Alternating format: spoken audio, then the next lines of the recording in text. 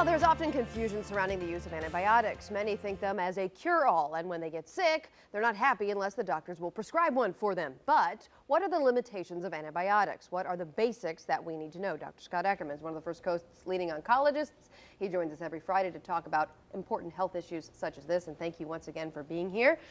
Coming off of like a 15-day illness. I needed you about half of a month ago, but that's okay, it's another story. What about illnesses? Because, you know, everybody wants to think, you know, if you get sick, I need an antibiotic. But that's not really the case. What illnesses really do call for antibiotics? Antibiotics treat bacterial infections. So we have viral infections, fungal infections, and bacterial infections. And bacterial infections are the only ones that are treated with antibiotics. So we use antibiotics for the strep throat, for certain ear infections, but for diseases that are caused by viruses like the common cold, antibiotics don't work for that. Right. Okay. So if you're taking the antibiotics, you're not really doing anything to benefit yourself because it doesn't affect the virus. Right. So a lot of people think that because they're sick, they need an antibiotic. Right. The truth is, many people don't have a bacterial infection; they have a viral infection. They want an antibiotic, and they're taking them inappropriately in that situation. So is there anything that can make an antibiotic? Because I've heard like, don't take grapefruit. You know, I don't know why, but I've heard people say don't take grapefruit and antibiotics together. So is there anything that makes an antibiotic less effective? Well, there's lots of things that can. Really, there's three major categories. One is medications. So certain medications can affect the absorption or metabolism of antibiotics. One common medication that interferes with antibiotic metabolism is birth control pills. The next is certain foods. Certain foods, like you say grapefruit, like orange juice, those acidic foods will affect the absorption of antibiotics. Alcohol in one system will affect the metabolism of antibiotics. And too much dairy, like calcium, which has calcium in it, will also affect the absorption of antibiotics. And the third thing that affects the efficacy of antibiotics is not really taking them as prescribed.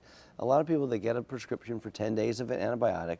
After 2 or 3 days, they feel better, and they don't take the rest. That's the worst thing you could do. Why? You really always need to finish the course of the antibiotic because, number one, just because you're feeling better doesn't mean that the bacteria is completely eradicated.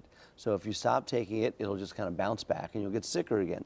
And number two, when you take an antibiotic for a short period of time, it does, and you don't finish it all the way out, and there's some bacteria that are still alive, those bacteria become resistant to that antibiotic. And the next time you get an infection, those bacteria will be much more resistant to an antibiotic, and you'll have a much harder time getting rid of the infection. So you really have to knock it out, and if you're going to take it for a bacterial infection, take it and don't stop. Right, early. knock it out completely. Knock it out completely. Okay, what about antibacterial soaps? I mean, we have them all around the station. You know, are those things, do they actually work? Is that something that we should be looking towards if we're washing our hands all the time? Well, be careful what you're really talking about here.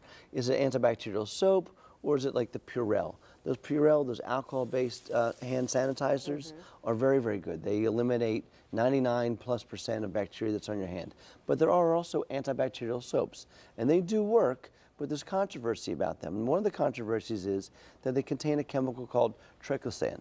And this triclosan, which is in them, is also found in certain cleaners and toothpaste. There was something in the news earlier this week about Colgate Total, how it has it in it, and Colgate is removing that because this triclosan, which is in the antibacterial soaps and toothpaste, has been shown to cause cancer. It can cause problems with metabolism, endocrine abnormalities, cause problem with bone growth in animals. And so we haven't really seen that in humans yet, but there's concern that this chemical triclosan can cause problems. The truth is that these antibacterial soaps aren't necessarily any better than just regular soap and water. So I recommend regular soap and water. Those antibacterial soaps actually may lead to more antibiotic-resistant bacteria as well. So it's better just to use soap and water. Well, let's expound upon that. The antibiotic-resistant bacteria you talked about, if you're prescribed an antibiotic and you only take it for a short period of time, not a good idea because your body can build up a tolerance to it.